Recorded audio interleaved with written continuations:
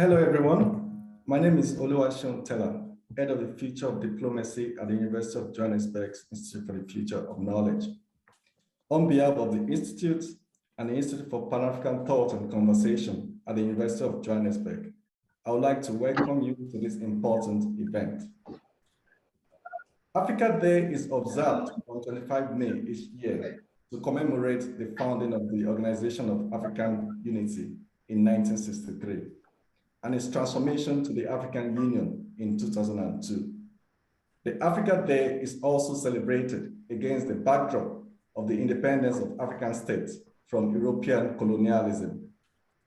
The 1958 Treaty of Rome ignited the framework for post-colonial relations between Africa and Europe. This was followed by the 1963 Yaoundé, 1975 Lomé, 2000 Cotonou, and 2021 Post-Cotonou Agreements between the European Union and the African, Caribbean, and Pacific group of states, aimed to strengthen relations between the regions. On 17 and 18 February 2022, the 6th European Union and African Union Summit was held in Brussels, the capital city of Belgium, with the European Union welcoming more than 40 African leaders. The two-day meeting was held following the European Union's seemingly poor response to COVID-19 in Africa, and in the context of a wave of recent political instability and threats to security across the continent, from Mali to Guinea and Burkina Faso, to mention but a few. In an opening speech, the European Commission President, Ursula von der Leyen, noted that Europe and Africa share a vision for a stable and prosperous society grounded in economic and social dynamism. The summit thus provided a platform to strengthen Africa-EU collaboration and to achieve set goals in areas such as good governance and investment, most especially in the form of the Global Gateway, which is a plan to invest in people and infrastructure, such as renewable energy, green hydrogen capacity, transport corridors, and health. Through the Global Gateway, which seemingly provides an alternative to China's Belt and Road Initiative, von der Leyen envisaged that Europe would invest about 150 billion euros in Africa over the next 7 years. The European Investment Bank also pledged 500 million euros in the form of cheap loans to strengthen African healthcare systems, given the ongoing pandemic. There is no gainsaying that investment in the health sector are critical. However, Europe has faced criticisms for the hoarding of COVID-19 vaccines, an action which has been described as vaccine appetite and vaccine nationalism. Despite the fact that the European Union is the world's largest vaccine exporter, claiming to have donated hundreds of millions of vaccine doses to the COVAX initiative and pledging 450 million doses to Africa by mid-2022. African policymakers have felt strongly that the EU has not done enough. The new scramble for Africa, seen in the incursion of states such as China and the United States, as well as Russia, India, and Turkey, most especially in the economic, security, and environmental spheres, dictates that Europe now competes with other global and regional actors.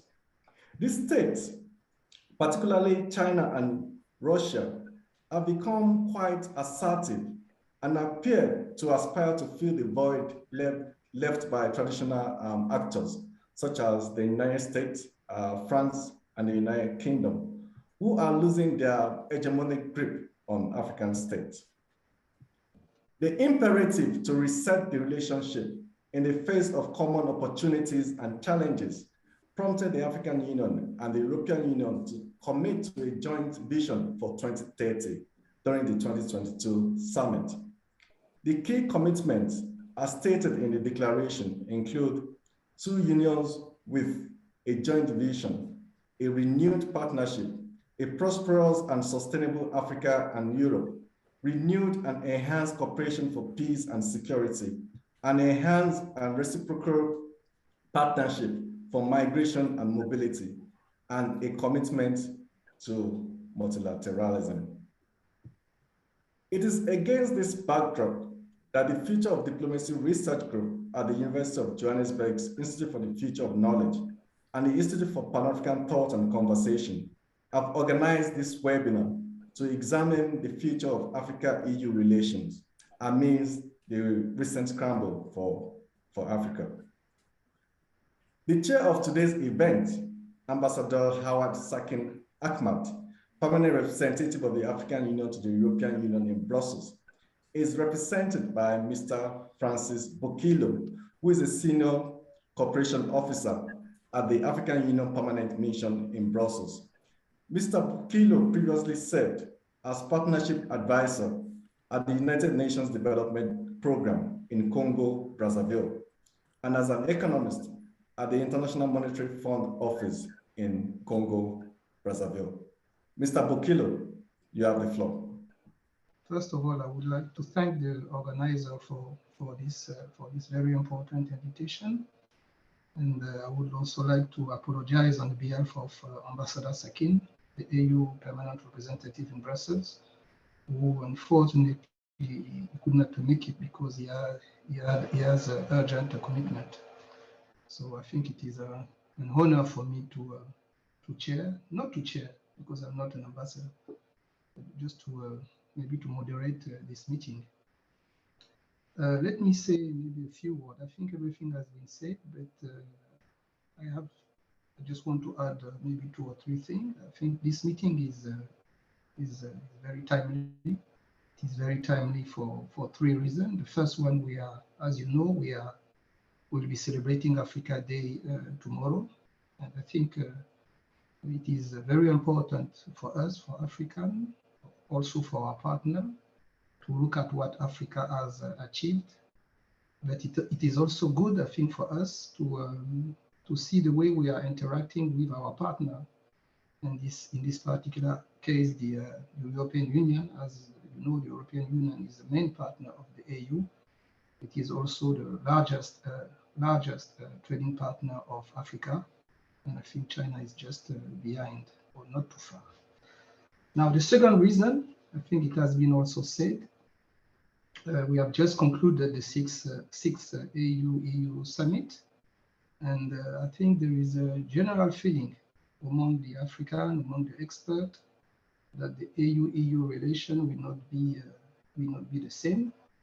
Now, whether this is true, it remains to be seen, because already we are facing a lot of challenges as a consequences of the conflict in Ukraine. And I think the event of today will also talk about this.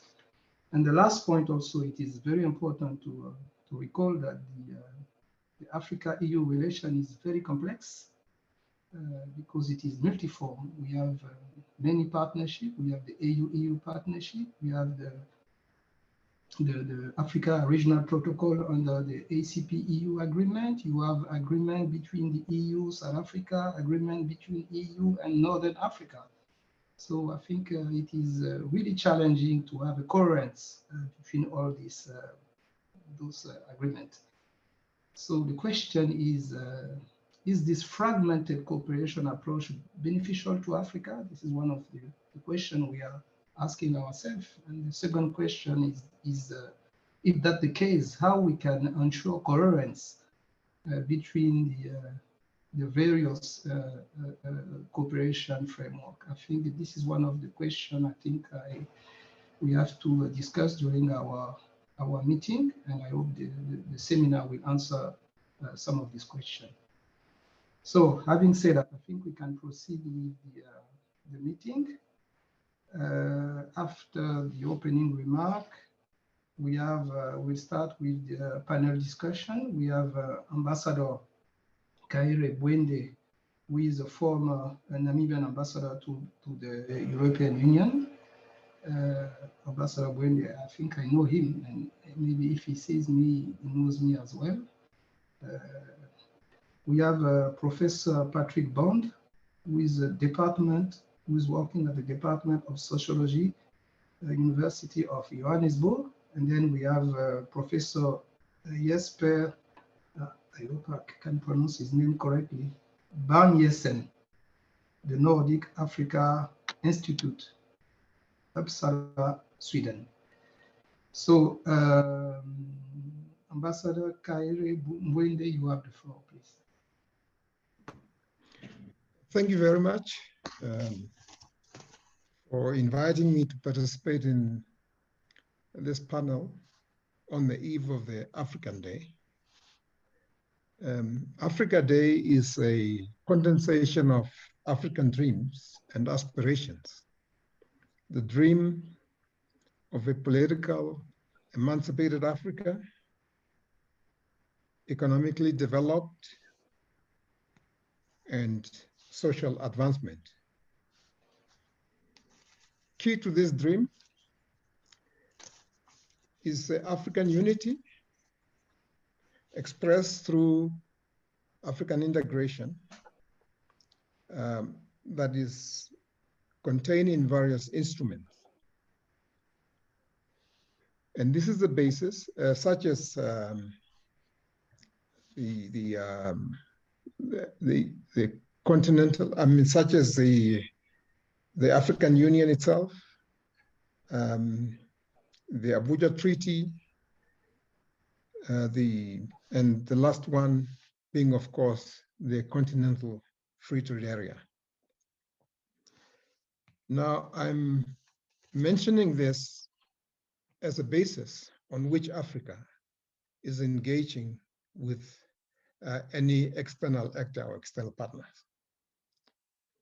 Therefore, the truism that international relations or foreign relations is expression of the domestic situation and aspirations. And looking at the relationship between Africa and the EU, taking an Africanist position, one would first say, what are the African aspirations in these relations? And in fact, are these aspirations being realized through these various instruments? Now, Africa and Europe has a long-standing history of close cooperation. This history, of course, has different chapters, but basically, Europe remained Africa's main partners in terms of political cooperation, in terms of trade, and also investment. Now, this relationship, of course, has been codified through various instruments that were referred to, such as the Yaoundé Treaty, the Lomé, the Cotonou, and now the Post-Cotonou. And parallel to that are the various summits that has taken place between Europe and Africa, including the last summit. The fundamental question for us as Africans is whether this relationship has transformative impact in Africa in terms of its internal political dynamics, economic diversification, given the fact that traditionally Africa has been the exporter of raw material and importer of manufactured goods from the developed countries. That continues still to be the situation. Now, the African Continental Free Trade Area is promising to create a large economic space that will probably facilitate diversification of the African economies. But then the question is, what will be the impact of the Africa-EU relationship in terms of these transformations? And I think these are the questions that I would like us to engage during the course of this webinar. So these are my brief introductory remarks, and I thank you. Now, thank you very much, Ambassador Ngwende, for your presentation. I think I will call now Professor Patrick Bond to make his presentation. You have, I think, 15 minutes, please, to make your presentation. Thank you. Thank you very much. I'm going to confess that I'm actually a European. I was born in Ireland, and I have very little loyalty to Europe. And so my presentation will be to compare notes with fellow Africans. I've lived here in Johannesburg for 32 years, and I really feel very close to many of the people very frustrated with European countries, especially today, because we have pretty much the most powerful politician in Europe, Olaf Scholz, visiting Pretoria. And he's just come from Nigeria and Senegal, where, frankly, having been in Durban last week, having seen what happened last month, you all did, 500 people died in Durban and KwaZulu-Natal. And then again on Saturday, another rain bomb hit. We don't know the casualties yet. And yet the most powerful politician in Europe was going to move in Senegal, the government, and in Nigeria, and I think here because of the relationships with Sahel, is going to move even further down the road to fossil addiction. And I really worry about that because we've got politics not like Vladimir Putin in Ukraine, not like that. But there are some worrying similarities because Vladimir Putin has made Germany and Europe addicted to fossil fuels. And the dilemma is that if you think about South Africa, where I am in Johannesburg, the world's most unequal city, in the world's most unequal country, I do worry that we do sometimes, our government, look to the north for a model, maybe to the Pentagon, the US Pentagon, for how to go into another country and try to secure with their military oil for their multinational corporations. In our case, it's gas. Now, the US is involved in the Middle East, and Europe has been as well. When Britain was in Europe, I didn't see the European Union trying to pull Tony Blair out of that catastrophic war that George W. Bush just admitted was quite parallel to what Vladimir Putin's done to Ukraine. But what we are doing from South Africa, what my tax money does, is to fund more than 1,000 of our young soldiers to go to Cabo Delgado, Mozambique. And there they are defending European Union oil companies, right? Those are Total and Eni, along with ExxonMobil from the US and China National Petroleum Corporation and Gulp from Portugal. And they hope Sahel from Johannesburg. And the dilemma that I would like to bring to the House's attention is that as the South African role in Africa parallels what Europe does, what the US does in the Middle East, which is to put its soldiers in on behalf of oil companies, we are getting the results, like Saturday in Durban, the rain bomb, or the rain bomb on April 11 that killed 500 and did 25 billion damage. But the worst country for being a climate victim is certainly Mozambique, because right where Total, after Emmanuel Macron visits Kigali and talks to Paul Kagame last May, just a year ago, and then the Rwandans put their troops there, and then Macron comes to Pretoria to meet with Cyril Ramaphosa, and then SAMIM, the regional mission, goes there with 1,000 troops. We know of only one that has come home to South Africa. His name, Tebogo Hadebe, a corporal, and he came home in a coffin. And we don't want to see any more of that. Nobody does. But what our troops are doing is going to kill local people under the guise of an Islamic revolt. And that's really for the benefit of Emmanuel Macron's favorite oil company, Total. Those relationships make me worried that South Africa is playing a role on the continent, parallel to what the US or Europe does when it sees oil. It gets addicted and then it loses its mind. And I believe Olaf Scholz has got a great deal to answer for, particularly because he and especially his predecessor, Angela Merkel, were part of what we heard at the outset was vaccine nationalism. Now, I'll come back to climate because it is the most catastrophic problem that Africans face. And I've put onto the chat box some of my essays. But I do want to dispute Oluwaseun on the question, is it vaccine nationalism? Or could we better call this state capture?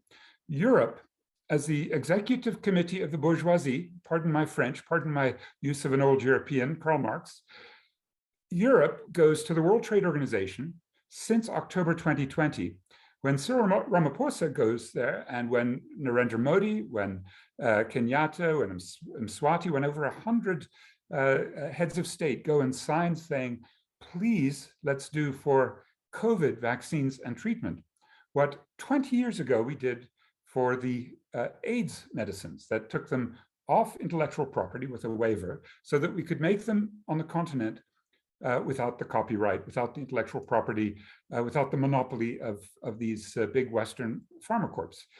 I think everybody knows the result.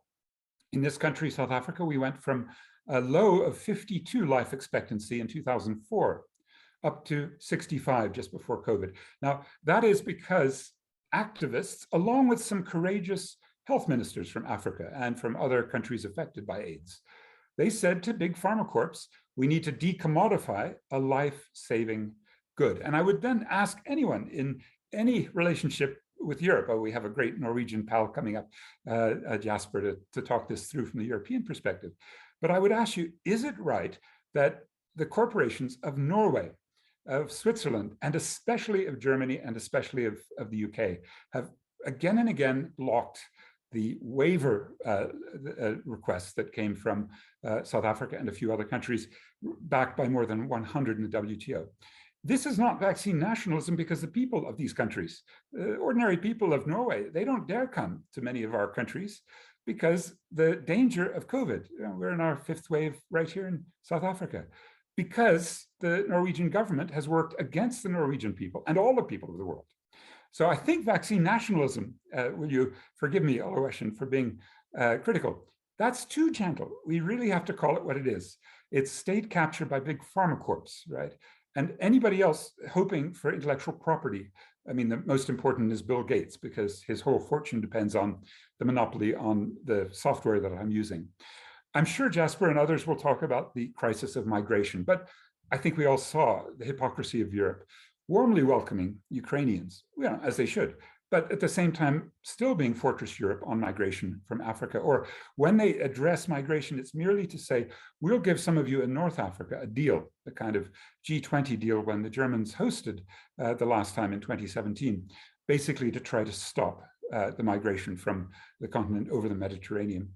But let me return to 2 of the ecological questions and conclude with what I think is most devious about Europeans, starting really well before 1885. I mean, our first foreign direct investment in this country was a Dutch company, right? The Dutch East India Company.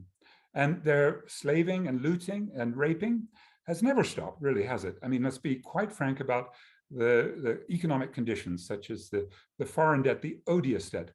I'm sure that what Olaf Scholz was negotiating was a just energy transition, which means Eskom will move towards gas, 44% of the $8.5 billion that was negotiated in Glasgow last year, especially by France and Germany, by the UK and the US, and coordinated by the World Bank. That $8.5 billion, mostly going to Eskom, will be used 44% to import methane gas. Where will that methane come from? Well, the key site that's closest to us, that's closest to being developed, is blood methane from Cabo Delgado, Mozambique. And that's, as I say, where Mozambique has been hit so hard by Cyclone Kenneth in the north and Cyclone Idai in the middle of the country, going all the way to Malawi and going into Zimbabwe.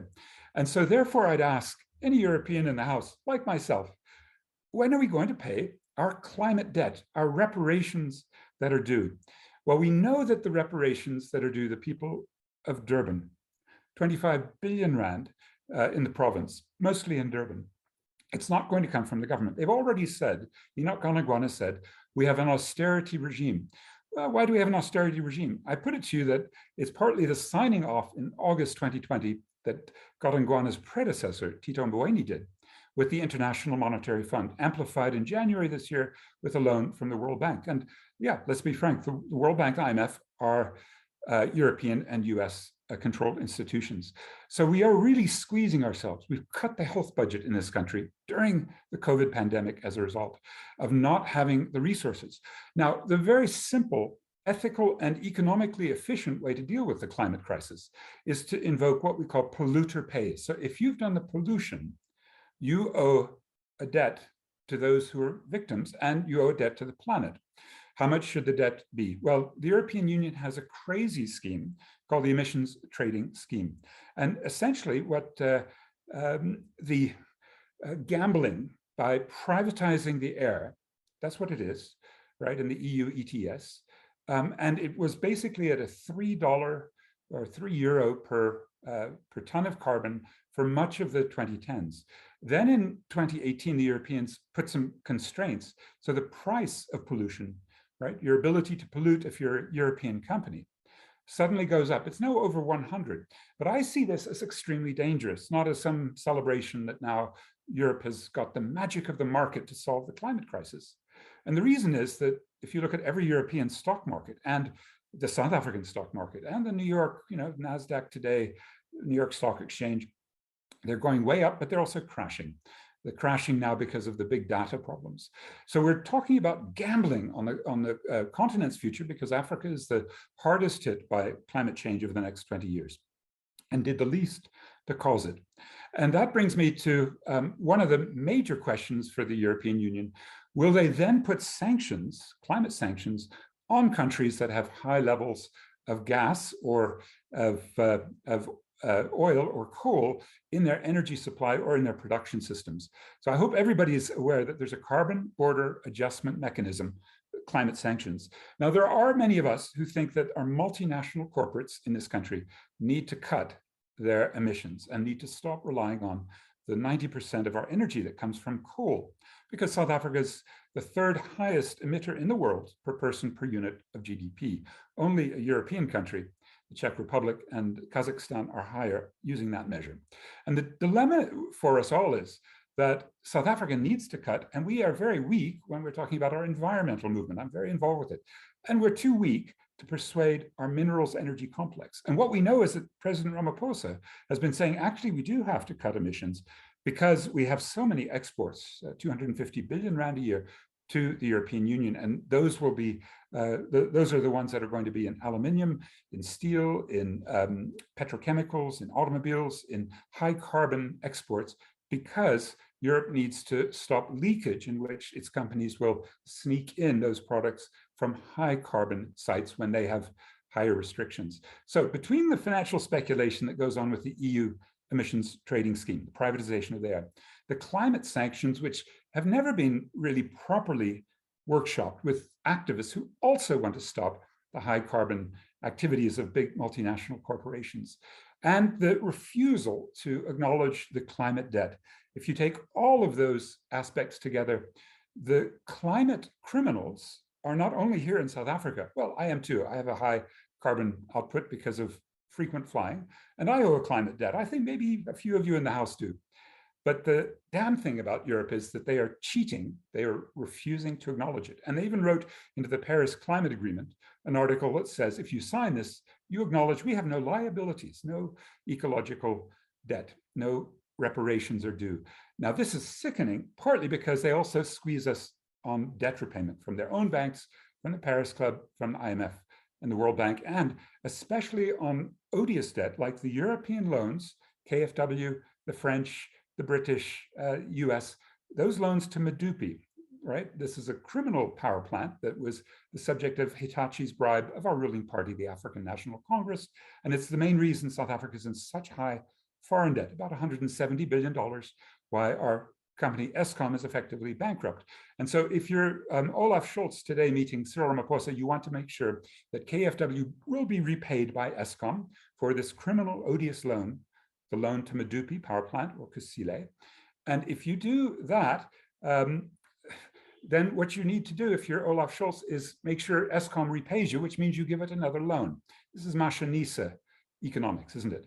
You lend somebody who's desperate, a guy called André de Ruyter. He wants 44% of his just energy transmission to be methane gas, even though it's far worse, 85 times worse over the next 20 years than CO2.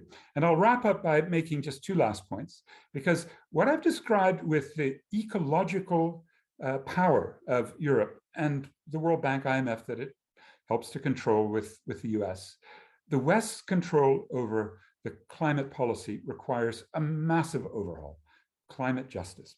So there will be African climate justice activists going to Sharm el-Sheikh in November to make that case. And I hope the AU and others will say the loss and damage for the people of Durban who are so squeezed by a corrupt local government and a corrupt national government. And of course, the Mozambicans and so many others.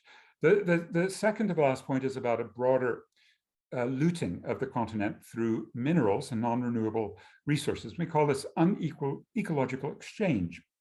It's where Africa loses about $100 billion worth of its natural wealth that is uncompensated by new investments, new infrastructure, new jobs, backward-forward linkages. The proof is in one of the papers that I've sent. The $100 billion quote, it comes from the World Bank. So this is not exaggerated. And then the very final point.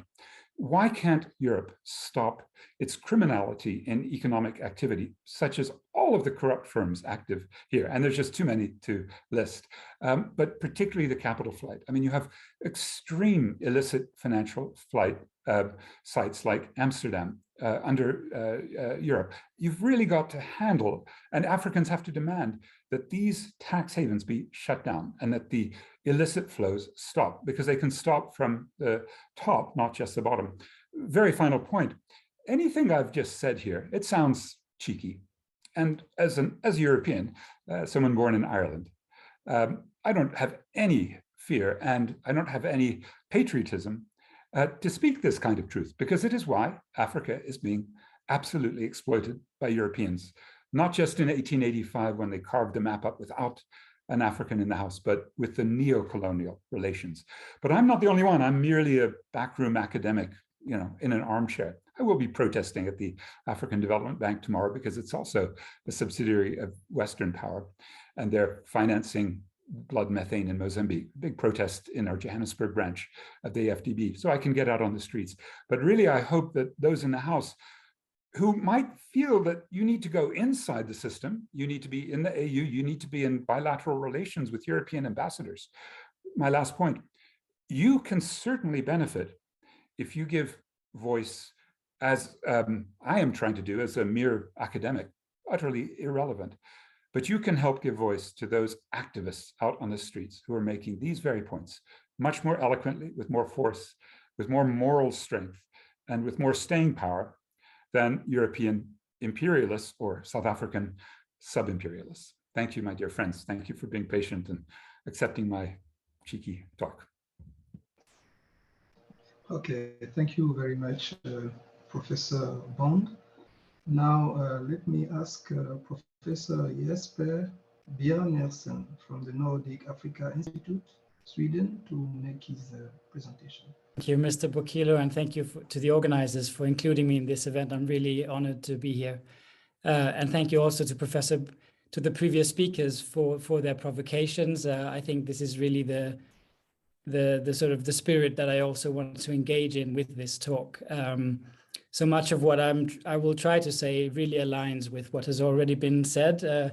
I'll approach the theme on the basis of two topics that have been central to my research interests over the past 10 years. One is migration governance. I've worked mainly on regional mobilities in West Africa, but of course, especially being based at an institute with a mandate also to engage in public debates and sort of engage with Nordic decision makers, the topic of undocumented migration across the Mediterranean has come up repeatedly and has been something I haven't been able to avoid talking about as well.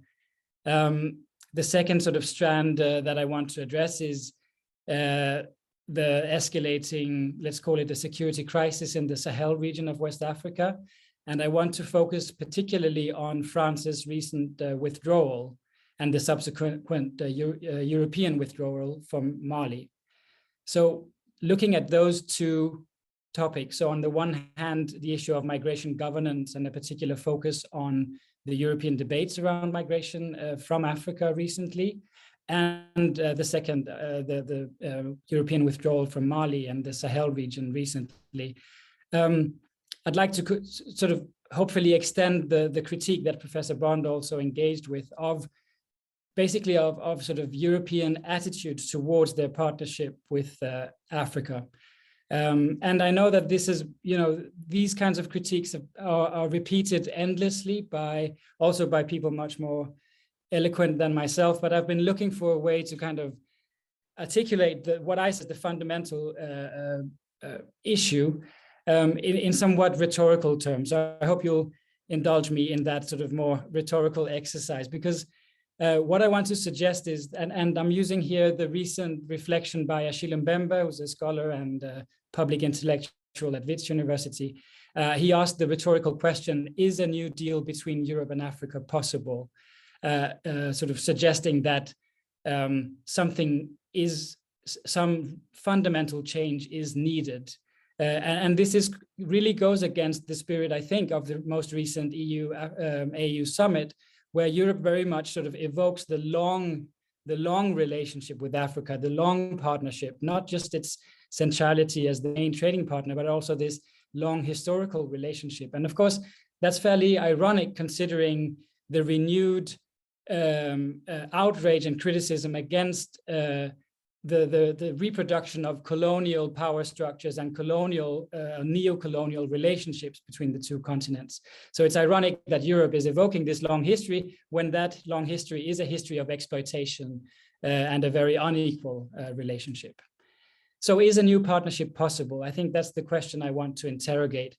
And I want to suggest that what really lies at the core of European attitudes towards their partnership with Africa is a kind of indignation that has come out in the two fields that I'm interested in. So in migration governance and in the Sahel security crisis.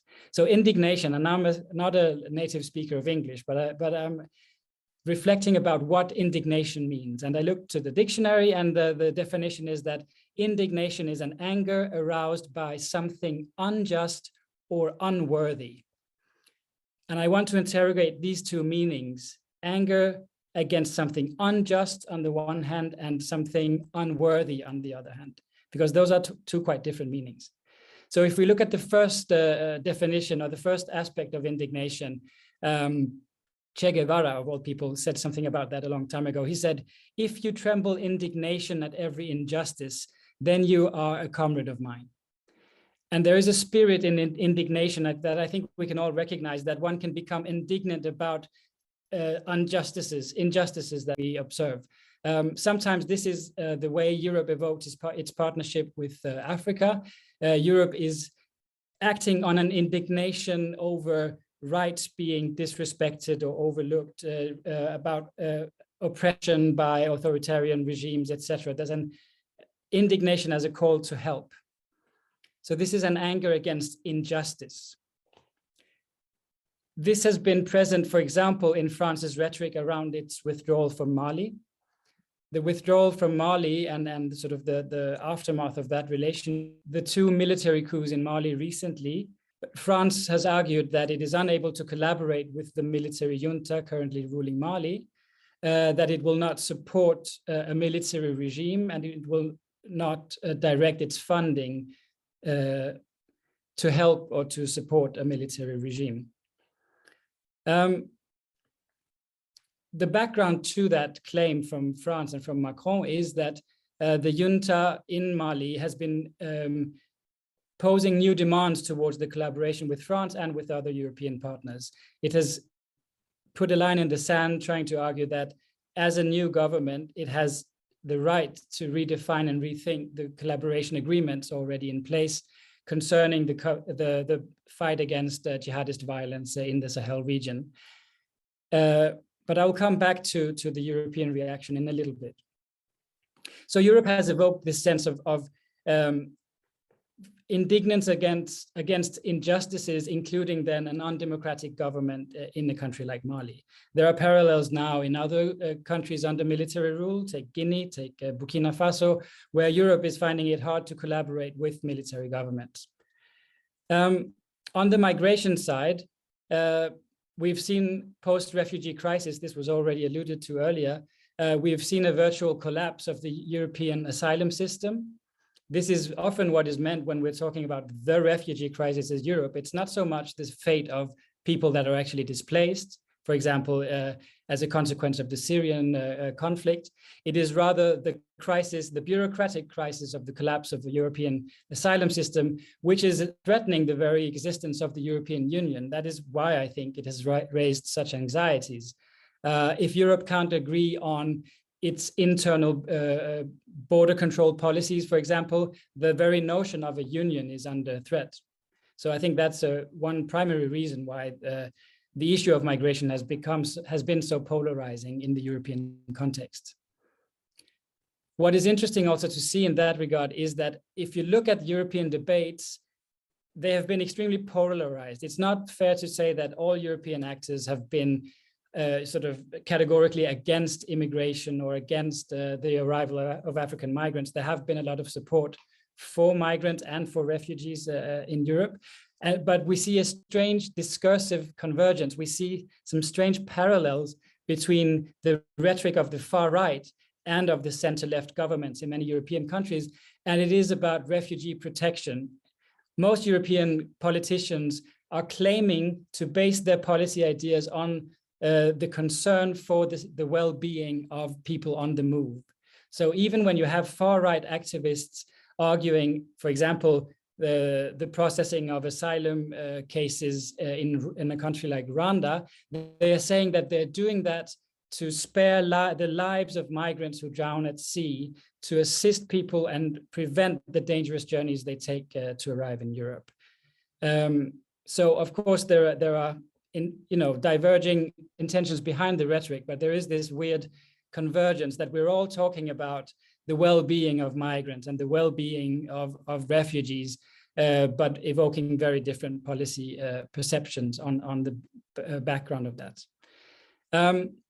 Another way in which Europe claims to be acting on sort of this indignance against injustice is embedded in the idea of addressing the root causes of undocumented economic migration to Europe through development interventions.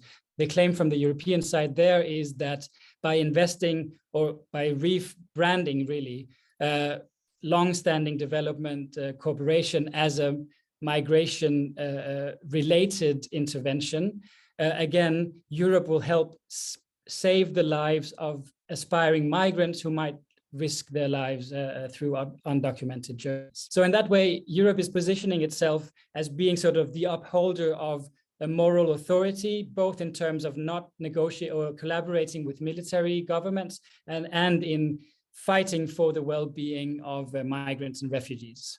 But this leads me to the second definition or understanding of indignation, the anger aroused by something unjust or unworthy. Now, Nietzsche has said that no one lies so boldly as the man who is indignant. No one lies so boldly. And implied in that observation is that indignance is also at its core a self-righteous feeling. It's a feeling that one has the moral superiority over someone who is acting in an unworthy way. And this, I think, is where Europe mainly stands in its approach to its collaboration with Africa. And I think that's sort of the fundamental problem that needs to change in the Europe-Africa partnership. It's a sense of entitlement. And this is what we're seeing, first of all, in France's relationship with Mali. If you remember, before France withdrew from Mali, there was actually a contingent of elite soldiers from my home country, Denmark, who were sent to Mali and were rejected at the border, basically. The military junta in Mali said that the appropriate protocols to add new troops to the existing contingent in Mali had not been followed, and that those 100 soldiers were not allowed to enter Malian territory because the transfer did not respect the current agreement between Mali and Denmark. The reaction in Denmark, which then spread throughout Europe, was indignant. It was the sense that Mali was ungrateful, that it had the indecency to reject European assistance at a time when it really needed it, and that the bureaucratic details around the transfer of troops was a minor hiccup. So on the basis of that sense of indignance, I think France was really able to mobilize a long-standing desire to withdraw from the Sahel region somewhat, because it was turning into France's Afghanistan, to put it very bluntly. France was already looking for a way out of a conflict that seemed to be escalating rather than de-escalating. And this sense of sort of self-righteousness in the face of the lack of gratitude from the Malian regime became sort of a trigger for the withdrawal. It should be noted in that regard that, of course, France's military presence in Mali has been anything but a sort of a saving grace, right? So Mali was welcomed into Mali after the Tuareg uprising in 2012, and was celebrated for assisting the Malian government in fighting back against the insurgents. But over the past 5 years, I think most observers agree that the French military intervention in Mali has escalated the conflict. France has placed all their bets on a military solution to what is a very complex socio-political crisis involving a growing number of armed groups. And France has undermined the UN mandate to also engage in diplomatic solutions by investing heavily in the very American idea of just eliminating the figureheads of different armed groups. So France is not the savior that it was set out to be at the beginning, which really throws sort of a bad light over this sense of self-righteousness that France is sort of expressing in its now withdrawal from Mali. When it comes to the migration governance aspect of all of this, I said before that Europe has been arguing that it is acting in the best interest of migrants. It is trying to implement policies that will spare lives and help people not have to migrate, so to speak. But what we've seen generally, especially over the past 5 years, is a dwindling commitment to refugee protection overall, even with groups of refugees that have every international legal right on their side. And that includes the recent deals by the UK and the Danish governments to export their asylum processing procedures to Rwanda, which is becoming increasingly authoritarian by all measures, I would argue, and which has had a very problematic record regarding refugee protection, especially when it comes to refugees from the DRC.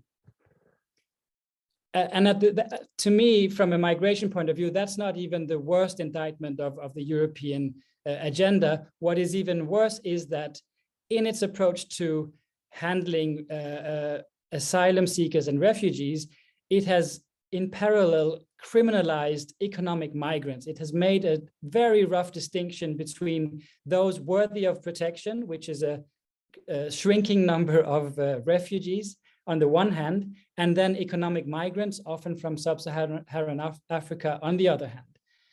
So Europe has argued that it does not have the capacities to help both refugees and economic migrants, and that economic migrants are basically, if you look at the European media debate, they're painted out as fortune seekers, sort of transgressing international laws to cross into Europe.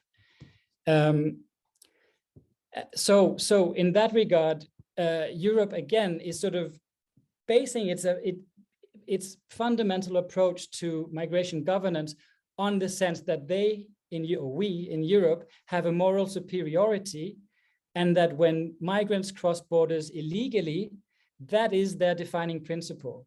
they waiver all rights to protection by crossing borders illegally. And that is, of course, a very cynical and very selective reading of international law regarding migration. For example, if you want to seek asylum in a European country, it doesn't matter how you arrive in Europe. You have the right to seek asylum once you reach European territory. So in my reading, I would say that Europe is guilty of this continued, and it is a very sort of colonial sense of self-righteousness, of a moral superiority that allows it to approach both migration governance and conflict prevention on its own terms, out of its own best interest, rather than, for example, out of a respect for the many international frameworks that European countries are party to. And I think that is kind of one of the main point I want to make, is that for any kind of radical transformation in the partnership between Africa and Europe, Europe needs to come to terms with its colonial legacy of self-righteousness and learn to strike a more justice-centered balance in the way it expresses its indignation. And this requires a renewed commitment to genuine collaboration and a break with the past, rather than this constant evocation of the long history of Africa-Europe relationships. I think Europe needs to acknowledge that we need a break from the past, not a continuation. And this requires also a move away from a Eurocentric interventionism that really just serves the interests of Europe itself, by externalizing its border control to North Africa, for example, or by intervening in the Sahel with the interest in mind of preventing jihadist groups to approach the North African coast and Europe. That said, I mean, Europe still has, we have the stability, we have the wealth, very unjust so, to take a leading role in serving, in leading by example when it comes to, for example, forwarding the rights-based, the kind of agenda that is present in all international frameworks regarding European and African collaboration. And I would say that both when it comes to conflict prevention and when it comes to migration governance, all the policy thinking is already there. There's no need for new frameworks and new policy agendas. They're all there. For example, the Global Compacts for Migration and the Global Compact for Refugee derives directly from the Sustainable Development Agenda, which is a holistic and sort of people-centered approach. So all the tools are there.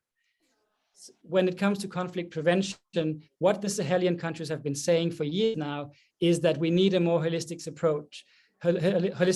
approach that combines sort of ensuring the safety of Sahelian citizens with diplomacy, with locally anchored negotiations with armed groups, etc.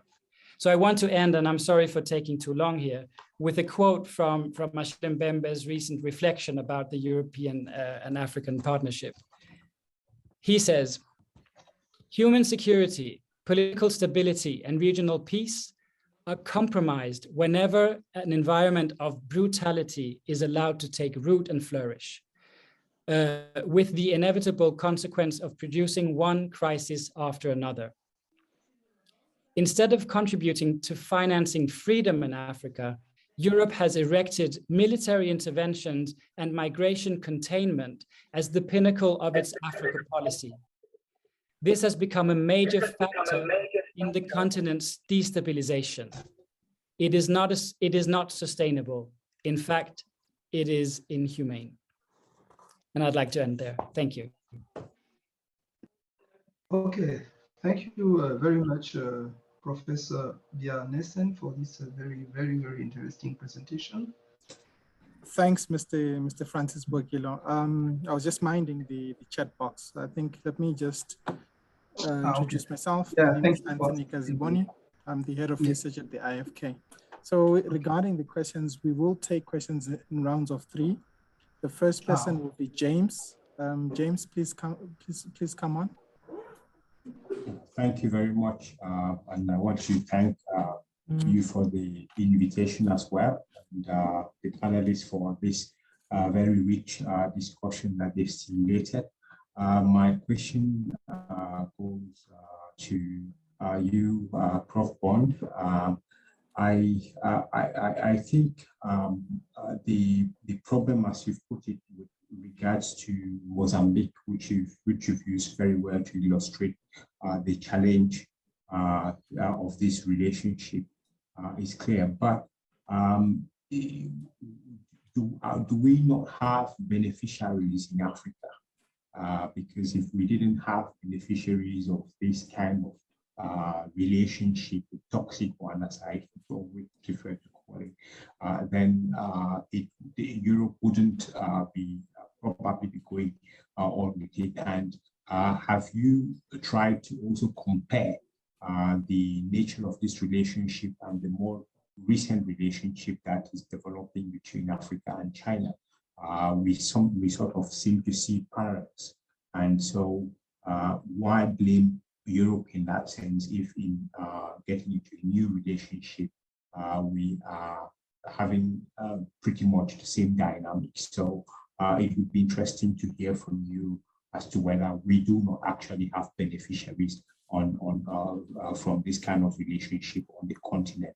And finally, although we agree that this is a relationship that's not helping Africa, the nature of this relationship at present, I should say, it's not helping Africa. How can we make this relationship better?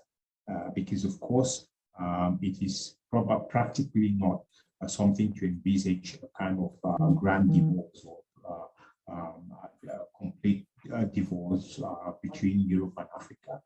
But if it's not helping both parties, as I would prefer to say, then how can it be made better? I think James, you can finish off. Aspect from you. Thank you. All right. Thank you, James. Patrick Bond, you'll have your opportunity to answer the question. John. Yes, my name is John, and I'm a student of political leadership and citizenship. Now, what I've realized is that, when you want to answer the question that says, does the relationship have transformative impact? From my observation is that there is no any transformative impact at all. In fact, the relationship is not, there is no any progress. It's a retrogressive. When we come to the France tax, France colonial tax, that is milking Africa of much wealth. Why can't that be stopped? Why should France continue taxing its colonies? I think France has to stop that if the relationship has to improve.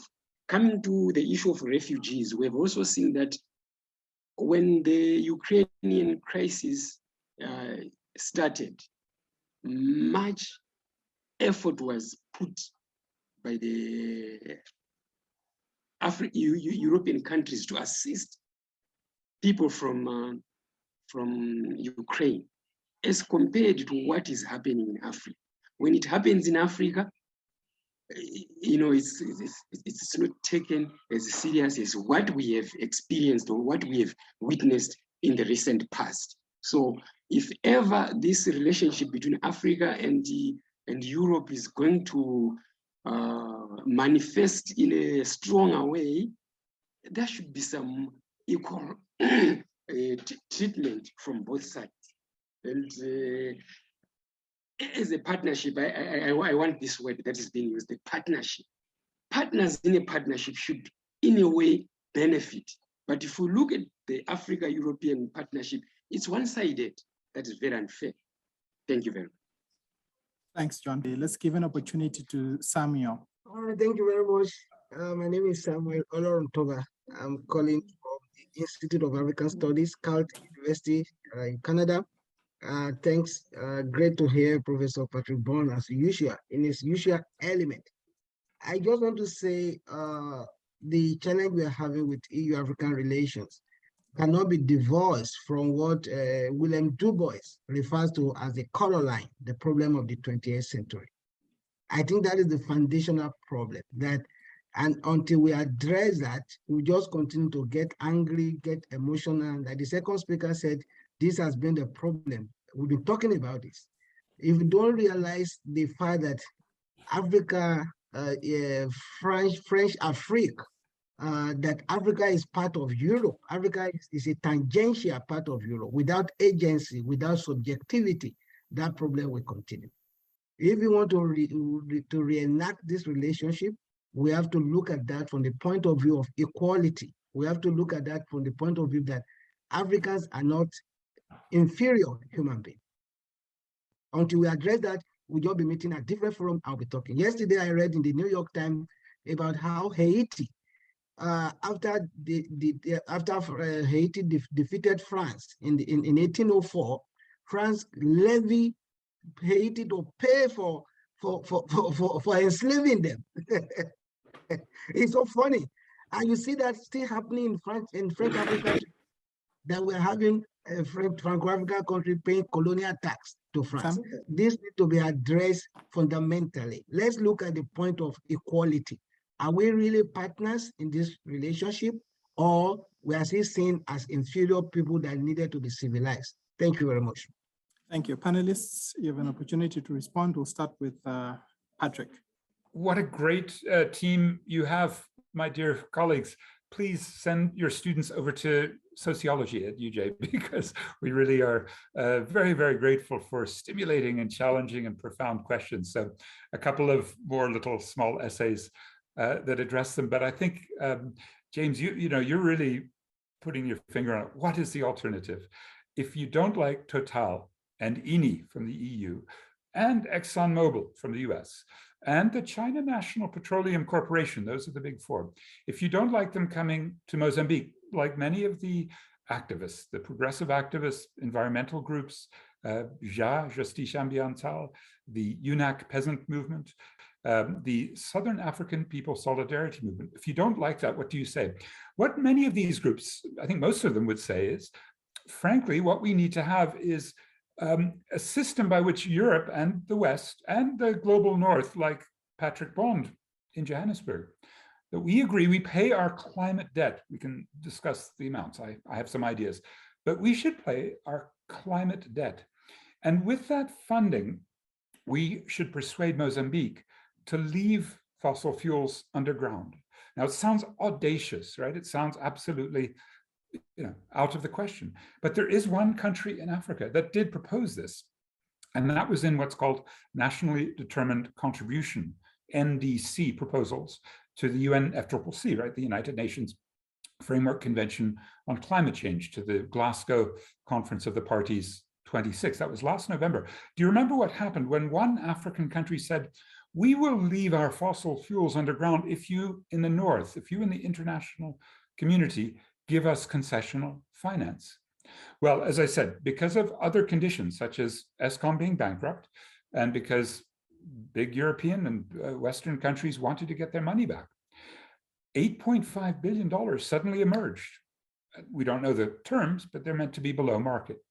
And the deal is that South Africa will leave its coal under the ground in Mpumalanga for that money. And then there will be a transition from those coal-fired power plants. That's the idea. We endorse that idea. That's a great idea. The North pays a climate debt. They don't call it that, but we must.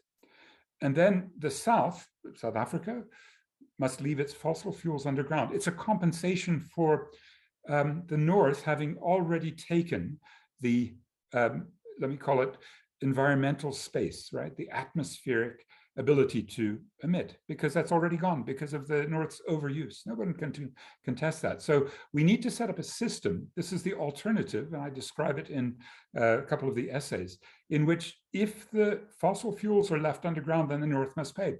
How radical is that if the South African government not only put it into the NDC last March, but then won it last November?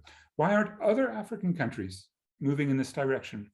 Well, I suspect it's because the EU has companies, and that brings us to whether we do have a SAMIM, a Southern Africa military mission to Mozambique, or a SADC led by South Africa, who the leaders of which were actually pulled by two forces that are very disturbing. One, Emmanuel Macron, who visited Pretoria a year ago, just the way Olaf Scholz is now.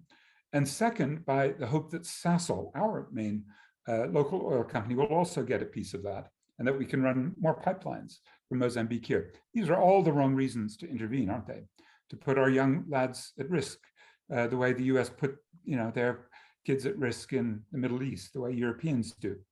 And I think on behalf of big oil companies, we've got to tell the Europeans, stop what you're doing. You're burning the earth. Now, the Europeans have a quick answer. I don't know, Jesper, you're following the debate about a carbon border adjustment mechanism, the climate sanctions. They say, we think gas, like Mozambique, the methane gas, we call it blood methane, we think it's clean. Now, that's their argument, because if they say, when you burn gas, it's less emitting than CO2, true, but when you extract it, when you store it, when you process it into LNG or LPG, the liquefied natural gas or liquefied petroleum gas, and then when you transport it, I think all of us in South Africa know, if you transport things on Transnet pipelines, well, it's just as bad as the Niger Delta, full of holes, right? Blowing up all the time, people breaking in. In other words, when we're looking at the real impact of methane gas coming into this system, it's going to be, just like the scientists are saying, 85 times worse, more potent than CO2 over the next 20 years. I think those are the sorts of arguments every African should be confronting every European with, because the Europeans' failure to call gas dirty will wreck the world, starting with Africa. The second question, if I may, actually let Jesper take over, because then I can review what our second questioner said. By the way, keep these chat box questions coming. They're just absolutely fantastic. And then I can't remember, I'll just look back at what the second questioner said, but I hope that gets to you, James. Oh, the Chinese. Listen, the Chinese are absolutely in the same model, but even doing it in a more extreme way, like China National Petroleum. Is there any Zimbabwean in the house? I see my dear friend from Eastern Highlands, from Mutambara village, which I visited once. And Arthur will be the first to tell you, I'm sure, that what happened with Anjin, the Chinese company, working with the Zimbabwe generals to loot the diamonds, meant when Robert Mugabe, who was looking east in 2016, right, on his birthday, then said, hey, I was looking east. I thought there were $15 billion of diamonds in Morangi, in Chiadzwa, in that area of the Eastern Highlands, not far from the Mutambara village. And then I found there's only 2 billion that's been accounted for. Tendai Biti, the former finance minister, can confirm. I'm sure Arthur can. And that, to me, is what the Chinese do. They follow in De Beers' footsteps. De Beers was there before Anjin or Sampa. And when you see these kind of characters, those of you from Limpopo province have heard of Ning Yat Hoi, who was ripping off Zimbabweans and was therefore on Interpol. And yet he was the one that the South African government chose to develop the $40 billion, right, a huge complex called Messina Mercado Special Economic Zone. It's been held up, it may not happen. But these are the sorts of relationships that, maybe to conclude, it seems to me that there are plenty of both European and Chinese corrupt corporates. Yeah, Ning Yat Hoi or Anjin, the Chinese military company doing the diamond mining. And I could go on and on, China National Petroleum Corp. I mean, we have many Chinese, very great people here. I see them all the time. I eat at their restaurants. But the corporates, how about South China Rail that sold us locomotives to export coal? When I see Chinese corporates, I think, oh my God, why don't you do it different? Why are you doing it the same? Including bribery of African leaders. Why are you doing it exactly the same, even worse, more amplified than the West? I'll send it over to Jasper, to the ambassador. Oh, the very last point. The ambassador said, we need to have an African continental free trade agreement as the alternative to get the continent's economy together. That's exactly right. That's what Samir Amin, my guru on so much of this, he called it de-linking, to try to get Africa's economy more coherent with the economies of scale and none of these ridiculous 1885 borders set up in Berlin, and instead an African economy that really can work for the continent, not work for extractive industries in Europe, the West, and China. Thanks, Prof. Prof. Bond. Jesper, comments? Yes, thank you very much. I'm also really enjoying all the comments and questions in the chat. This is really a stimulating conversation. I'm not really able to keep track of everything happening in the chat, so I'll have to review it later as well. But I just want to address one issue that was raised, particularly specifically about the refugee issue, which is the European response to the Ukrainian crisis. And I completely agree that, you know, it shouldn't come as a surprise, but of course, the European solidarity towards Ukrainian refugees just underlines the hypocrisy of Europe's overall attitude, which is that in this case, I would say it goes for both European publics and decision makers that they find it easier to sympathize with people on the move who are racially, culturally, and linguistically more similar to themselves, right? It shouldn't come as a surprise. I mean, racism and xenophobia has always been fundamental, and it just adds to the overall point of a front figure in morally morally righteous conduct in different ways, whether it's about democratic values or it's about sustainable development or whatever it is. And many of these claims are just not true. Europe is guilty of transgressions and violations in many of these fields without really any justification. So I think my overall message would also just be that, yes, obviously, Europe is treating Ukrainian refugees differently from migrants and refugees of color.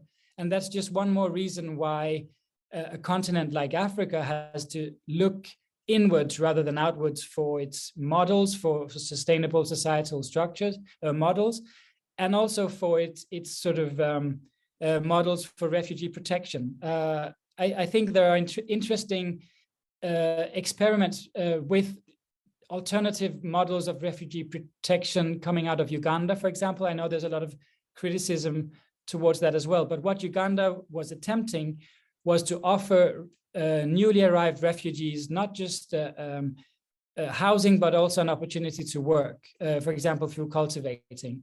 There are issues about then local communities being sort of sidestepped in the assistance there. But this is exactly what Europe has never been able to do, is to offer people who arrive on European territory a dignified way of actually contributing to their own lives and to society. People at all educational levels are caught in endless sort of labyrinths of asylum procedures and language training and sort of reassessment of their skills, etc. Basically because Europe is so selective about which workers it wants, right? And many of those workers are deliberately kept outside the system. They're deliberately kept in the shadow economy, for example, in the agricultural sector in Southern Europe, in Spain, in Italy, in France, because they are then replaceable and are unable to claim workers' rights. If you have undocumented labor manning your tomato farms or whatever it is, or you're berry picking up here in the north, then you have an exploitable and replaceable workforce without any rights. If they were documented, they would be much more expensive and much more difficult to get rid of. So my overall message is just that, you know, Europe is not a beacon of sort of democratic values and human rights. And that is, I think, obvious to many of us. So why do we keep looking north for a model when it's just not there? Thank you. Ambassador Mbwende, over to you. Thank you very much. I think from the chat box, I saw a question on the African Continental Free Trade Area. I think the issue is, and you have seen in many negotiations with the EU, that every country and every group have what they call interest-based foreign policy. And therefore, in this engagement, while we are pronouncing common goods, everybody is trying to preserve his interest in that process. And this is what has come out very clearly in most of the declaration. I think, as far as I'm concerned, Africa is on its own in terms of its development trajectory. An important step has been taken in terms of creating the Continental Free Trade Area. It is not straightforward. It will take many years to bring it to fruition, but it's an important step in the right direction. But of course, the question of delinking that was discussed then in the 70s and 80s has got its own limitation because of the nature of the economy today with the World Trade Organization, with trade liberalization. But the question of building capacity within Africa, I think, is key. And if these partnerships can help us, and if we can harness to build capacity in the various areas through cooperation with Europe, through cooperation with China, Japan, and everyone else, and of course the best practices within Africa, because there are a lot of best practices in South Africa, in Kenya, that we are not harnessing. And I think that is really where we have to start. And the engagement with Europe and our relationship with Europe going forward must be based on a clearly defined self-interest in terms of defined African interest. And sometimes you try to find a common language where your interests are not clearly defined. And then the question of capacity to negotiate some of these instruments. They are very interesting, but I think for me, the future of the continent lies in the hands of the Africans themselves through regional and continental integration, and that is the key. But we cannot isolate ourselves, and Europe, China, the US, and everyone can help, or through their interaction can help in transforming our economy if we are strategic in managing our economies. And that is really the key issue. All right, thank you so much, Ambassador. And the second round of questions, we'll start off with, that would be Kofi. Kofi, are you available? Yes, I am. Can you hear me? Yes, we can, loud and clear. Please ask your question. Yes, my name, before that, I'll do a very quick summary. Kofi Kwaku, I'm a senior research fellow at the Center for Africa-China Studies at UJ. Now, I will start with the powerful question that I think Professor Jesper has put up. And that's not just for the European, but for Africans. And it's such a powerful question. And let me repeat that question. It says, why keep looking north with a relationship with the EU? I mean, that's the question we need to answer. And as part of that, the theme of your talk today on the future of Africa and EU relations, what it reminds me is two very important things into this toxic and healthy relationship between these two entities. The first one is what Professor Bonds has brilliantly put together, the energy futures. There is no great nation without great energy strategy. And until Africans get that, it's going to be very difficult for us to really delink or even be free from anything else. And the second point, which is the second most important building block as well, is leadership, African leadership futures. Now, the reason why I'm picking that is I'm in the scenario planning and futurists and so forth area. So I see basically two futures. The first one is sort of the worst case scenario we've been in for the past 60 or 70 years, which I call the low road. And that's going to continue for the next 20 or 25 years. The second one is, if you want, the sort of best case high road, which I don't even believe is going to happen now, but perhaps in the next 30 or 50 years, if we are serious about answering the question that Professor Jesper has put up in front of us. And we can't keep being politically correct about this. You know, what is it that Africans are getting from this relationship that's not really concrete enough, but pain, misery? You take the four horsemen: poverty, inequality, unemployment, corruption, all of that, even especially corruption in the gas and energy area.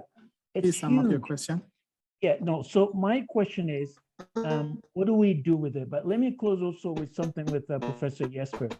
I think the quote by Achille Mbembe is useful, but I must say, and I throw this in, I've lost a great deal of respect for Achille Mbembe since he's taken part of President Emmanuel Macron's charade in Montpellier. If you take the 13 recommendations he's made in his report, especially the 13th ones, there's very little about the future of Africa into all the things he's put together very seriously. So these are some of the few points I wanted to share with you. Thank you so much, Kofi. And then we've got Nompumelelo. Nompumelelo, please ask your question. Hi, Dr. Anthony. My apologies. I'm having some internet connection issues. So yes, I was saying that Ambassador was quite clear on his answer on my question on the prospects of the African Continental Free Trade Agreement for Africa-EU relations. So I'd like to hear Prof.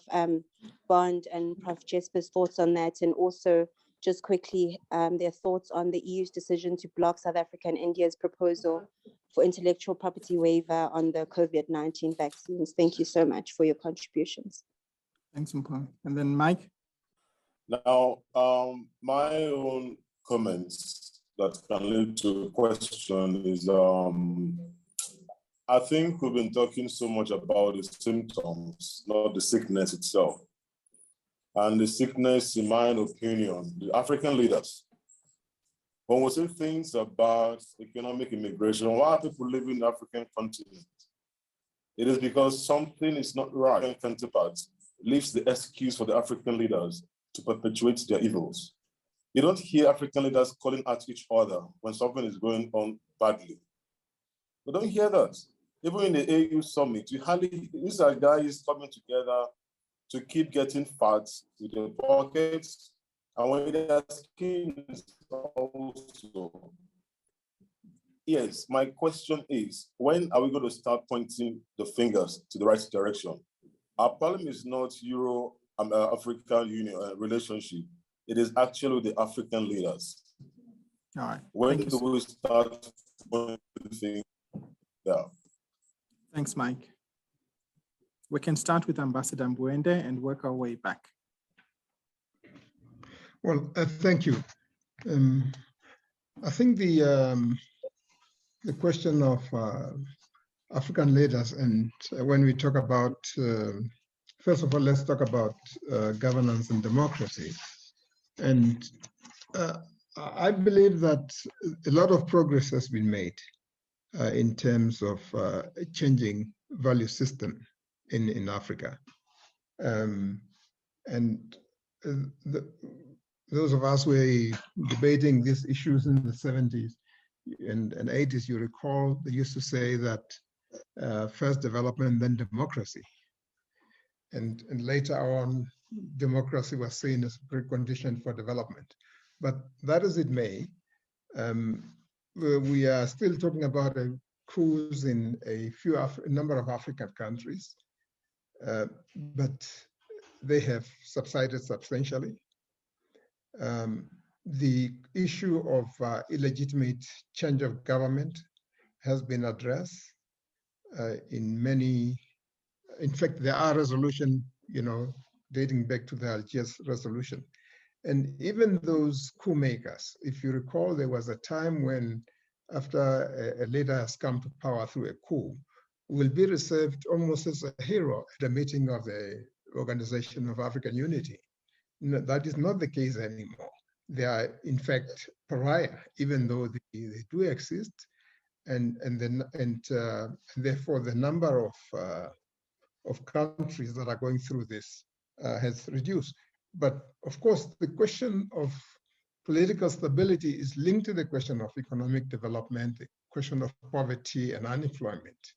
And as long as you have those issues persisting within our countries, there's always a danger of instability. And therefore, I think the issue is one of economic development, and countries are struggling with that. And I think the issue of economic diversification is key. If you look at the resources that goes out, and Professor Bond spoke about the outflow of capital and all that, and if this money could be retained within the continent, a lot could have been done. But Africa has, in fact, there are enough resources within Africa and outside Africa to transform the life of the Africans. But there is a serious disconnect in many respects that maybe one will not have time to go into in details. Thank you. Yes, ma'am. Thank you, Anthony. Yeah, thank you for the questions and reflections. I've also seen a couple of remarks in the chat about sort of the responsibility or the failure of African leaders, and for example, when it comes to sort of African solutions to migration governance issues. And I think it links to Mpumi's question. Also good to see you again, Mpumi, on the African continental free trade area.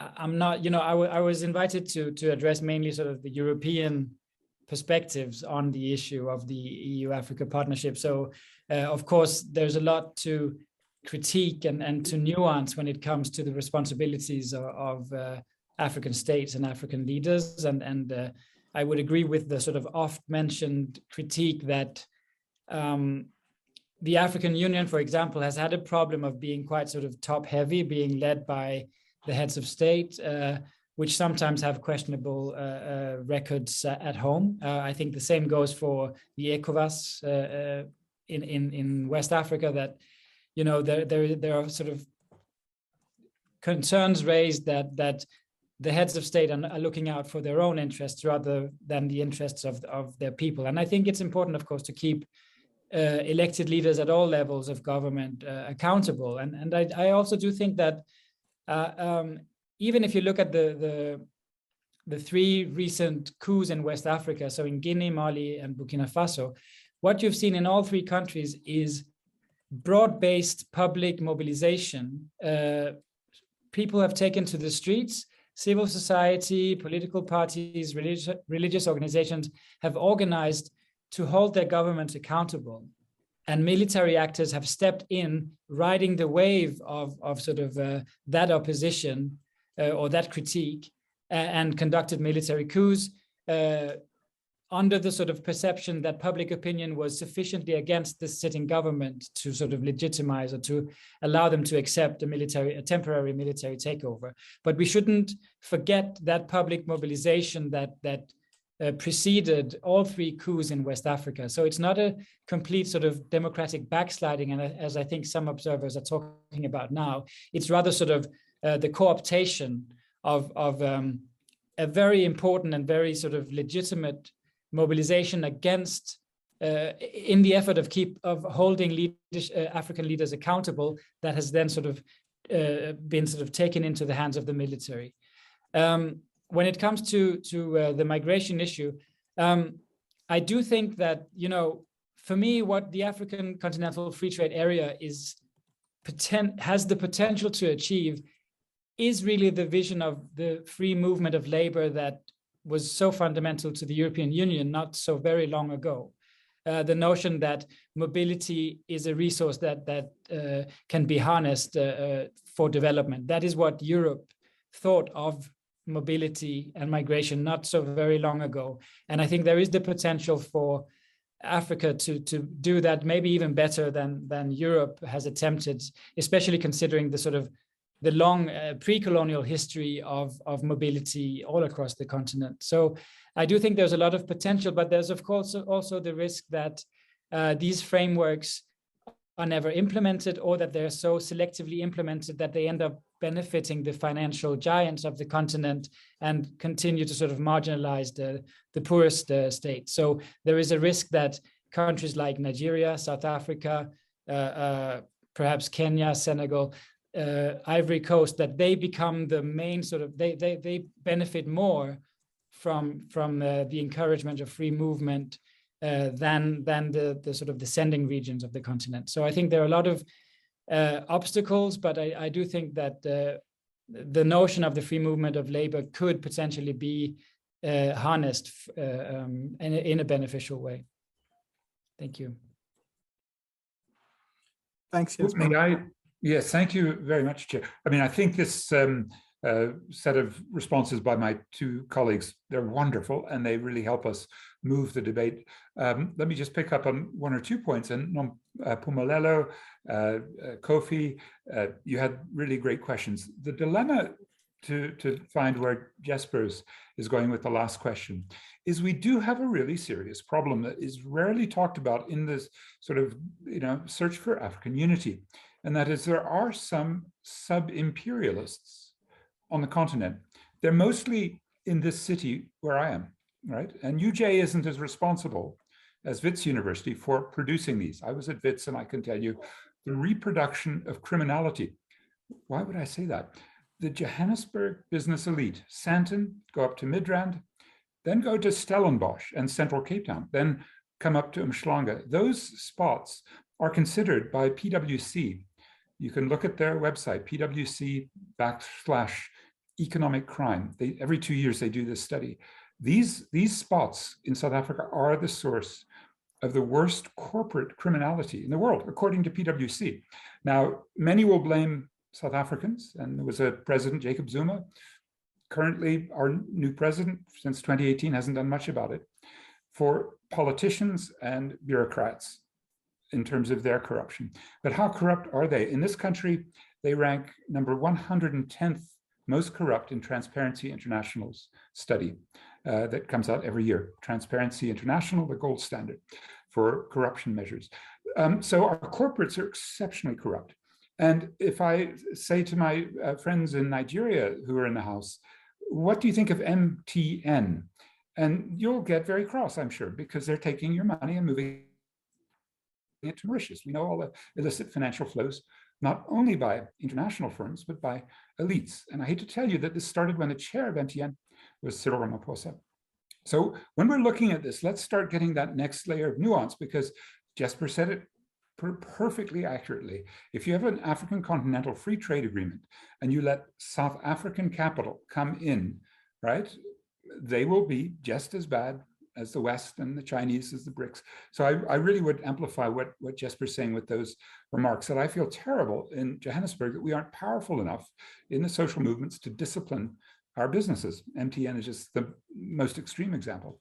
When it comes to the Africans' uprisings, which is the source of some substantial instability, I'd like to distinguish between uprisings, say what happened in KwaZulu-Natal and a little bit in Johannesburg last July, which was chaos. It was an explosion of a powder keg. It was desperate people. They were looting. It was not progressive. It also turned xenophobic. We know the xenophobia of our let's say, desperate working class in this country is just shocking. So yes, Jesper, I'm with you. Open those free labor. But until we sort out our economy, we know what the working class will do. The same is going to be true when we welcome people from southern Matabeleland or from Mozambique who are hit by cyclones or droughts. Well, those are climate refugees that we caused from our high emissions in South Africa. Our working class is going to repel them with the xenophobia we all desperately fear. Now, these are the sort of concrete questions about how you do get unity. And I do think if we could say Africans are uprising, and sometimes they're uprising, I think, in a democratic, progressive way. And I call that Africans uprising against Africa rising. Why would I call it that? Well, think about what Africa rising represented by all the hucksters and all the elites who just wanted to take a more neoliberal approach and claim that Africa was growing because there was a commodity super cycle. You don't hear it very much anymore, but Africans uprising that occurred in Tunisia in December 2010 and all throughout the continent, which I document in a lecture that I've sent you the YouTube for. Africans uprising have a lot of potential. So I hope in your diplomacy, where you're only gazing upwards, some of you, not all of you, of course, if you're gazing upwards, you might be missing this extraordinary source of democratic impulse, which then is going to be required to get us to a developmental state. I think for Nampumelelo on that African continental free trade, please, if you're a South African sister, let's watch together. Let's watch what our corporates do. They are the most criminal in the world. Again, don't take it from me. The PwC says it. And then let's also go where Kofi wants us to conclude, which is how would you get a continental grid so that we could redistribute renewable energy from solar, wind, and hopefully tidal sources, and maybe some other creative sources, possibly green hydrogen. But we need storage systems, and our storage systems are potentially, for example, the Ngula plant, which is a hydropower plant where you pump up the water to the top of the Drakensberg ridge during the day when the sun is shining, the wind is blowing, and at night you let it come down, or when there's a cloudy day or it's not windy. The same for molten salt. This is, we call it non-invasive storage systems. Now we're experimenting with some of these at a very low level here, but we desperately need to move off of fossil fuels and demand the reparations. And that way we're actually following a very obvious logic, the one I mentioned, that is keep the fossil fuels underground, demand the North pay the climate debt to compensate for that. And that then in turn should go to building out the renewable energy and the storage. Is there anything wrong with that? Well, there is. The power relations, which is why we really need our international allies. Jesper is one of the greatest here. I can feel it in his analysis. But there's so many great groups of solidarity in the North. And they've done things like ending slavery, right? Wilberforce in Britain. They've helped us end colonialism, end apartheid, end the vaccine intellectual property that prevented AIDS medicines from getting out. Those solidaristic relationships require you as leading Africans to say what you want, but you might not be heard by the European elites who are basically in the pockets of their corporates and their banks, right? So please find as many intellectual relationships in Europe, and Jesper will help us, and also find social movement, labor, community, environmental, and especially those of you who are young, your future depends on it, right? Getting the climate movements, Fridays for Future, Greta Thunberg in Sweden, right? Those are the sorts of allies that I hope we'll be able to develop a global movement, a World Social Forum, 20 years ago we called it, that can really address those adverse power relationships. Thanks. All right, thank you, Patrick. We are now in the last round. There are only 2 people who would like to ask questions. Ignatius, are you ready? Yeah, my name is Ignatius. I'm from Zimbabwe. My question specifically relates to the use of nuclear power in the generation of electricity. Why is it there is no African country that is permitted to openly permitted to explore nuclear power in the generation of electricity? I think that will solve a lot of energy problems in Africa. That's my question. It is centered on nuclear power, because in Africa, I think there are no nuclear exploitation, but we are the ones with uranium. So why is it? Can't we change the dynamics and start exploring it? That's my question. Thank you. Thanks, Ignatius. James? And I want to wrap that up by sharing a little experience that I had with agencies like the World Bank. The World Bank officials told me regarding the structural adjustment programs and their efforts to change that data about their relationship with one country, Cameroon, for instance. They said, this is what we've been criticized for this, and to correct ourselves if we went wrong, as people say, this is what we try to do. And then we engage with the government, and the government says, no, if you want to do anything here, you must only do it this way, or you pack your bags and leave. And the government in this case was very categorical. So the World Bank then did as the government insisted it must do.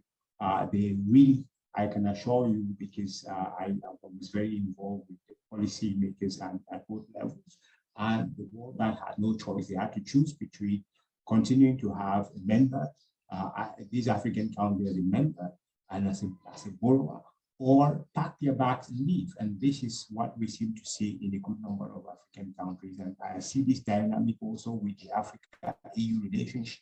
So where does primary responsibility really lie? I think I didn't really get this out clearly. Thank you. Thanks, James. Should we, Patrick?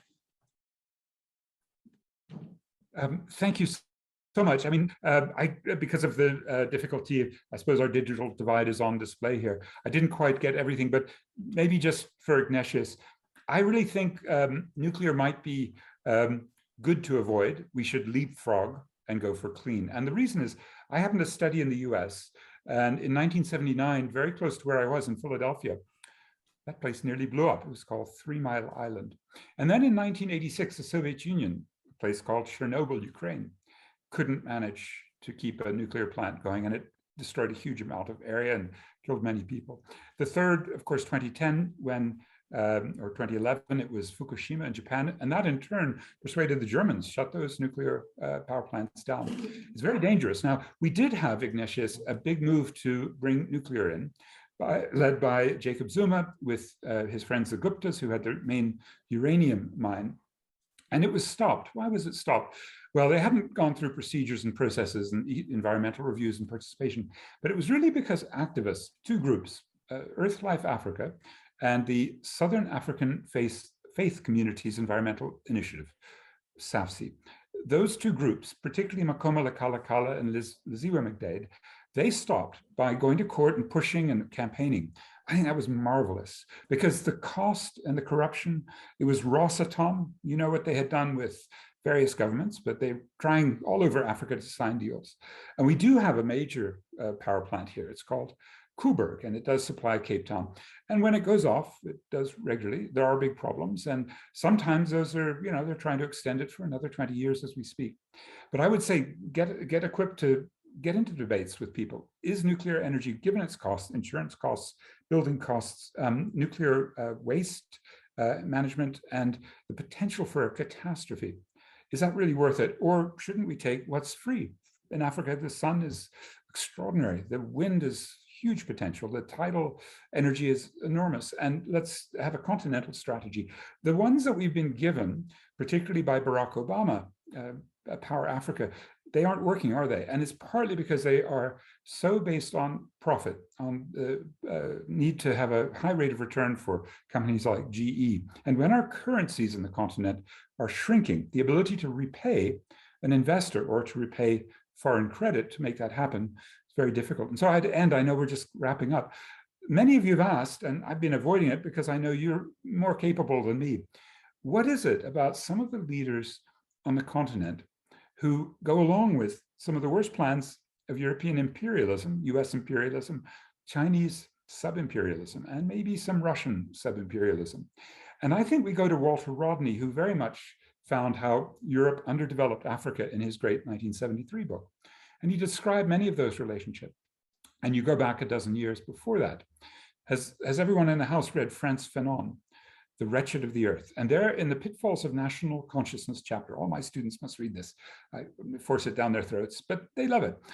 They really explain those pages, Pitfalls of National Consciousness, how many African elites hit a ceiling when they try to accumulate capital as a class. And they find that the state is the only route. Procurement systems, tenders, we know the name, tenderpreneur in this country. But the real barriers we have to address, and in some cases it's WMC Western multinational corporates. Let's add some BRICS corporates in too. And in some cases it's settler colonial or post-settler colonial. And when you put those two together, you see assimilation and corruption as a route for accumulation. In other words, if you do that sort of Fanonian class analysis in the search for genuine decoloniality, well, my dear colleagues, it's not about blaming the African elites, is it? It's about blaming a broader system, a much deeper structural problem for which we need, and we have often found it, like the Treatment Action Campaign winning our AIDS medicines, right? For 7 million people in this country and many millions more, because they fought the corporates and they fought and made alliances with progressive African health ministers. So these are the sorts of things that happened 20 years ago. The last great example, except for Fees Must Fall, they fought and they won in 2017. 95% of our students in this country getting good free tertiary education. It is activism. For those of you who still want to be career insiders, and you're going to be as good a diplomat as we have in the House, I would still say if you're a jam maker inside, you're making jam, my last point, you really need tree shakers outside, activists, trying to bring you the proper fruit, properly ripe, proper and ready to go for an alliance. And I see as we move to Sharm el-Sheikh, Egypt for the COP27 in November, I see all over, because I talk to diplomats and I talk to activists, I see a lot of barriers, but I hope all of you get involved with that sort of spirit in mind. Tree shakers and jam makers. We must know our place in the division of labor. Thank you very much for having me. Thanks, Patrick. So I take it that those are your closing remarks. Thank you. And then to the two remaining speakers, as you respond to the questions, could you also please give your closing comments before I hand over? Thank you. So Jesper. Thank you, Anthony. I'll be very brief. I think much has already been covered here. I just want to, there are some questions, if I understood James correctly, some of the questions are also raised in the chat about, who is the real culprit here? Who is the sort of the primary suspect? Who should we really look to for some of the deficiencies we've been discussing here today? And of course, and perhaps this is what Ambassador Mwende was also suggesting, is there's no clear answer to that question. I think we can embrace both the kind of the structural critique that Professor Bond has been outlining so eloquently, and also sort of the claims to hold African leaders accountable. I think, that's not an either or. Obviously, these critiques and these deconstructions have to happen simultaneously. And one sphere where I really do think that both European and African actors have to be much more explicit in demanding more of our elected leaders on both continents is what is being called constitutional coups across the African continent. The idea that incumbent regimes are able to manipulate the constitutions and rig the game, the electoral game to their favor to remain in power. I think those kind of political maneuverings are met with too much pacifism from the international community, not just from Europe. There's a priority of calm on the surface rather than really sort of holding leaders accountable. And I think that's one avenue where a much franker conversation about the workings of African democracies is needed. And perhaps European actors are one sort of set of partners in that conversation. I think, but otherwise I would agree with many of the observations in the chat and also from my fellow panelists that, it is important to keep sort of the multiplicity of actors and the complexity of these issues in mind, and not just look too one-sided on one set of actors. But thank you very much for a really engaging discussion today. I hope there will be much more in the future. Thank you very much. Thanks, Jesper. Ambassador Mwende. Yes, thank you. I wanted to comment on the nuclear, but I think Professor Bond has done justice to that. I was living in Sweden when we had Chernobyl, which was quite close. So I know what it means, and I've expressed myself strongly against the prospect of nuclear power in Africa. But we don't have sufficient time to go into that. But I think there are so many other alternatives also. Now, we're talking about the culprits, but Andrew is supposed to talk about the alternative and what is to be done. I think that's the question. There are all these uprisings, but at the end of the day, we'll come back to the question of state power, and Professor Bond talked about development of state. That is where we want to come, so that all this energy are harnessed, because these are sporadic energy, but somehow must find organizational expression through certain institutions and that are well managed. I think that is a challenge. Just on the issue of a continental free trade area and the risk of domination by the, I don't want to use the term sub-imperialism, which was quite fashionable in the 70s and 80s during my study of sociology. I had come from the same background. You're a diplomat now, you can't use that word. I'm a diplomat now, that's a difference. Huh? But that as it may, I think the issue of development integration is key. And development integration means that you're not only talking about freeing the market, but also you are talking about, functional cooperation, creating, infrastructure and so forth, and also the beauty of this debate we've had in Africa of regional integration as part of the continental integration, the building blocks, what can happen within East Africa, within Southern Africa, and so forth. This could also enrich the continental free trade area. But I think the benefit from that outweighs the disadvantages. And if you look at globally, you always have those unequal states. You look at North Atlantic Treaty Organization, Mexico, US, and you can go on in different areas, because there is no region that has, well, maybe Europe, but you still have Southern Europe. So there's no region that has states that are at the same level of development and where they can benefit at the same pace in terms of that. And that's why you have the structural funds in Europe, and which we cannot afford, but there are several other instruments that can be deployed to bring about what you call a developmental integration, continental integration. And I think that is really my parting shot. Thank you very much. Thank you very much. I'll hand over to Dr. Akinola. Over to you, Doc.